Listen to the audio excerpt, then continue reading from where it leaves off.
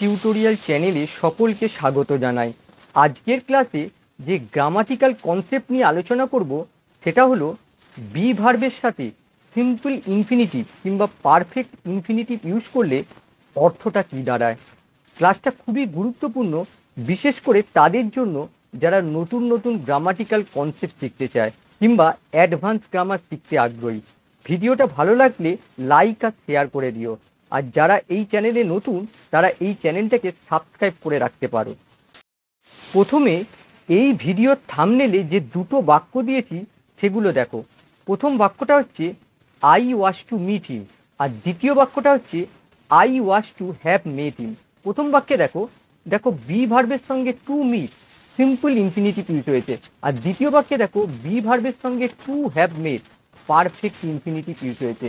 প্রথম বাক্যটার বাংলা অর্থ হচ্ছে আমার তার সাথে দেখা করার কথা ছিল, আর দ্বিতীয় বাক্যটার বাংলা অর্থ হচ্ছে আমার তার সাথে দেখা করার কথা ছিল। দেখো দুটো বাক্যের বাংলা অর্থ একই, তাহলে এদের মধ্যে কি পার্থক্য রয়েছে সেটাই আজকের ক্লাসের আলোচনার বিষয়। প্রথমে be verb plus simple infinitive structure দিয়ে কিছু বাক্য দেখো। I am to make a YouTube video today.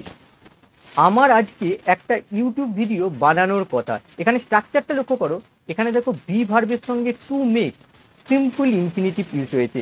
এই স্ট্রাকচার আমরা কখন ব্যবহার করি? যা কিছু আগে থেকে ঠিক বা প্ল্যান করা আছে এমন ক্ষেত্রে আমরা এই স্ট্রাকচার ইউজ করি। এই বাক্যটাকে আমরা এভাবে লিখতে পারি, I am going to make a YouTube video today. আমি আজ একটা ইউটিউব ভিডিও বানাতে যাচ্ছি। দেখো এখানেও প্ল্যানের কথা বলা হয়েছে। এই বাক্যটাকে অল্টারনেটিভলি আমরা এইভাবে লিখতে পারি। দেখো প্রথম স্ট্রাকচারটা আমরা ফর্মাল ইংলিশে ইউজ করি, এই স্ট্রাকচার কখনোই আমরা স্পোকেন ইংলিশে ইউজ করি না। আবার দেখো দ্বিতীয় স্ট্রাকচারটা আমরা ইনফর্মাল ইংলিশে ইউজ করি। এই স্ট্রাকচারটাই আমরা সচরাচর স্পোকেন ইংলিশে ব্যবহার করে থাকি। পরের বাক্য দেখো, they are to be married very soon. তাদের খুব তাড়াতাড়ি বিয়ে হওয়ার কথা।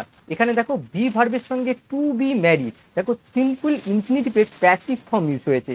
তাদের বিয়ে করার কথা আগে থেকেই প্ল্যান করা আছে। আবার দেখো এই বাক্যটাকে অল্টারনেটিভলি আমরা এভাবে লিখতে পারি, they are going to be married very soon. তাদের খুব তাড়াতাড়ি বিয়ে হতে যাচ্ছে। দেখো প্ল্যানের কথা বলা হচ্ছে। এবারে এই বাক্যটা দেখো, রিনা ওয়াজ টু কমপ্লিট হার অ্যাসাইনমেন্ট।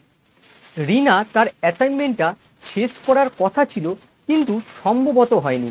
এখানে স্ট্রাকচারটা লক্ষ্য করো, এখানে দেখো বি ভার্বের পাস্ট ফর্মের সাথে to complete simple infinitive use হয়েছে। এখানে কি বোঝাচ্ছে? এখানে বোঝাচ্ছে রিনা তার অ্যাসাইনমেন্টটা শেষ করেও থাকতে পারে আবার নাও করে থাকতে পারে। যখন বি ভার্বের পাস্ট ফর্মের সাথে সিম্পল ইনফিনিটিভ যোগ করা হচ্ছে তখন আমরা শিওর হতে পারছি না যে কাজটা আদৌ সম্পাদন হয়েছে কিনা, অর্থাৎ একটা সম্ভাবনা থেকে যাচ্ছে। এখানে অতীতের প্ল্যানের কথা বলা হচ্ছে, যেটা মনে করছি হয়তো সম্পাদন হয়নি। আবার দেখো এই বাক্যটাই আমরা লিখতে পারি, Rina was going to complete her assignment. Rina তার অ্যাসাইনমেন্টটা শেষ করতে যাচ্ছিল। তারপরে দেখো, they were to do their homework. তারা তাদের বাড়ির কাজটা করার কথা ছিল কিন্তু সম্ভবত বাড়ির কাজটা করেনি। এখানে দেখো বি ভার্বের পাস্ট ফর্মের সাথে to do simple infinitive use হয়েছে। এখানে বোঝাচ্ছে তাদের বাড়ির কাজটা করার প্ল্যান ছিল কিন্তু সেটা হয়েছে কিনা সে ব্যাপারে আমরা শিওর নই, তাই ধরে নিচ্ছি হয়তো বাড়ির কাজটা শেষ হয়নি। পরের বাক্য দেখো, the programme was to be held yesterday. অনুষ্ঠানটা গতকাল হওয়ার কথা ছিল কিন্তু সম্ভবত হয়নি। এখানে দেখো বি ভার্বের পাস্ট ফর্মের সাথে টু বি হেল্ড, দেখো সিম্পল ইনফিনিটিভের প্যাসিভ ফর্ম ইউজ হয়েছে। The letter were to be sent yesterday. চিঠিগুলো গতকাল পাঠানোর কথা ছিল কিন্তু সম্ভবত পাঠানো হয়নি। এখানে দেখো বি ভার্বের পাস্ট ফর্মের সাথে টু বি সেন্ট সিম্পল ইনফিনিটিভের প্যাসিভ ফর্ম ইউজ হয়েছে। এখানে বোঝাচ্ছে চিঠিগুলো পাঠানোও হতে পারে আবার নাও পাঠানো হতে পারে, একটা সম্ভাবনা থেকে যাচ্ছে। তারপরে দেখো, you are to have attended the party. তোমার পার্টিতে যোগদান করার কথা ছিল কিন্তু তুমি যোগ দাওনি। এখানে দেখো বি ভার্বের পাস্ট ফর্মের সাথে টু হ্যাভ অ্যাটেন্ডেড দেখো পারফেক্ট ইনফিনিটিভ ইউজ হয়েছে। আর দেখো আনফুলফিল প্ল্যান বোঝাচ্ছে। যখন বি ভার্বের পাস্ট ফর্মের সাথে পারফেক্ট ইনফিনিটিভ ইউজ করা হয় তখন আনফুলফিল প্ল্যান বোঝায়, অর্থাৎ যে প্ল্যানটা করা হয়েছিল সেটা সাকসেসফুল হয়নি, নেগেটিভ সেন্স প্রকাশ করে।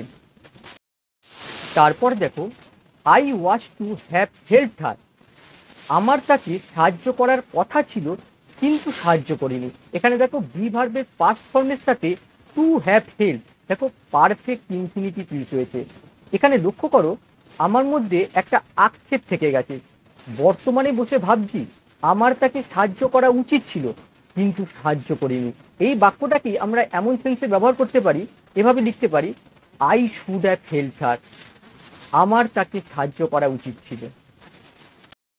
পরেরটা দেখো they were to have been taught English but their sir did not come, তাদের ইংলিশ পড়াবার কথা ছিল কিন্তু তাদের স্যার আসেনি। এখানে দেখো বি ভার্বের পাস্ট ফর্মের সাথে টু হ্যাভ বিন টট, দেখো পারফেক্ট ইনফিনিটিভের প্যাসিভ ফর্ম ইউজ হয়েছে, অতীতের প্ল্যান বোঝাচ্ছে, প্ল্যানটা আনফুলফিল থেকে গেছে, নেগেটিভ সেন্স ক্যারি করছে। পরের বাক্য দেখো he was to have been sent home on time, তাকে সময় মতো বাড়ি পাঠানোর কথা ছিল কিন্তু পাঠানো হয়নি। দেখো অতীতের আনফুলফিল প্ল্যান বোঝাচ্ছে। পরেরটা দেখো we were to have been invited to the party but the party was cancelled, আমাদেরকে পার্টিতে নিমন্ত্রণ করার কথা ছিল কিন্তু পার্টিটা বাতিল হয়েছিল। দেখো প্ল্যানটা ফুলফিলড হয়নি, নেগেটিভ সেন্স প্রকাশ করছে। আর এখানে স্ট্রাকচারটা লক্ষ্য করো, এখানে দেখো বি ভার্বের পাস্ট ফর্মের সাথে টু হ্যাভ বিন ইনভাইটেড, দেখো পারফেক্ট ইনফিনিটিভের প্যাসিভ ফর্ম ইউজ হয়েছে। আশা করি কনসেপ্টটা তোমাদের ক্লিয়ার হয়েছে। আবার নেক্সট ক্লাসে দেখা হবে। বাই।